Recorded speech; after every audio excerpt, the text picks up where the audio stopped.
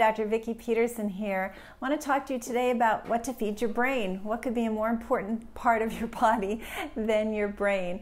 Dr. Lisa Mosconi recently came out with a book called Brain Food. And so quite a bit of this information is from her research, and she has dedicated her life to understanding Alzheimer's and dementia and trying to lessen our chances of getting these diseases. I think one thing that's exciting about her research is looked at the fact that just because you have Alzheimer's in your family doesn't mean you're going to get it, and maybe the not so good news, which is that plenty of people who develop dementia and Alzheimer's don't have the genetics at all for these diseases, which really has cemented the research and findings that it's strongly lifestyle.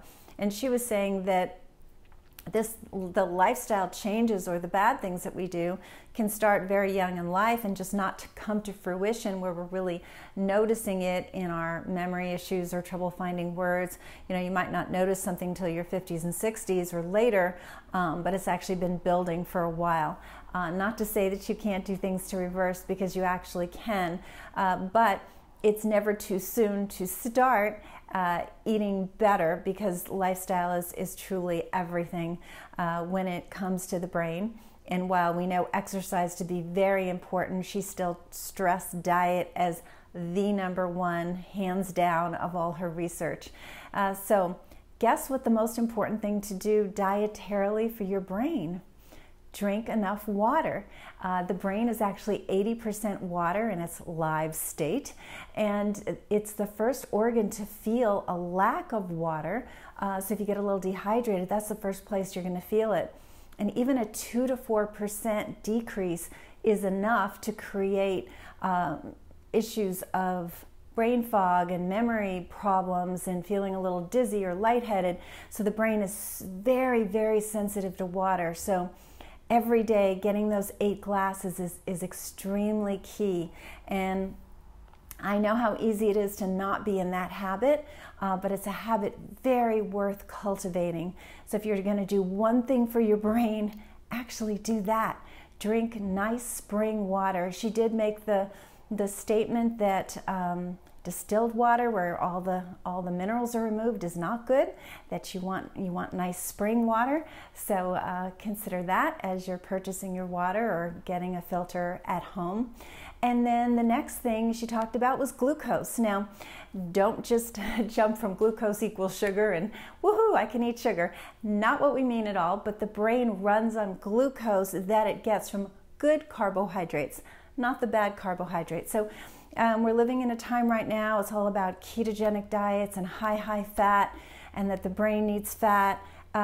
Yeah, the brain needs fat, but it also needs glucose. So it needs a good form, a steady stream of good carbohydrates.